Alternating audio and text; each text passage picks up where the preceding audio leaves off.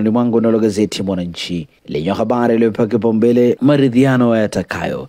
Viongozi wa dini, wachambuzi na wanasiasa waeleza mambo ya kuzingatia kufikia maridhiano. Uchunguzi wa matukio ya Oktoba 29 wabainisha kinachoweza kukwamisha hatua hizo ikiwa hakitazingatiwa. Undani wa taarifa hii katika ukurasa wa pili pamoja na ukurasa wa 3.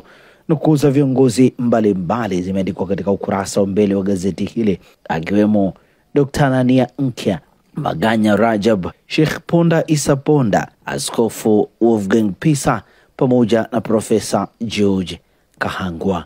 Undani wa taarifa hii ni katika ukurasa wa pili pamoja na ukurasa wa 3. Gazeti limeandika vijana kupenda mishangazi ni zaidi ya kufuata fedha, habari katika ukurasa wa 18. Wizara ya vijana yaamsha mjadala, habari katika ukurasa wa 3 wa gazeti hili.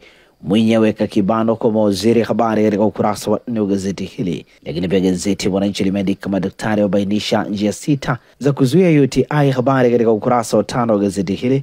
Na hivi ndivyo ambavyo limeandika gazeti Mwananchi katika ukurasa wake wa mbele.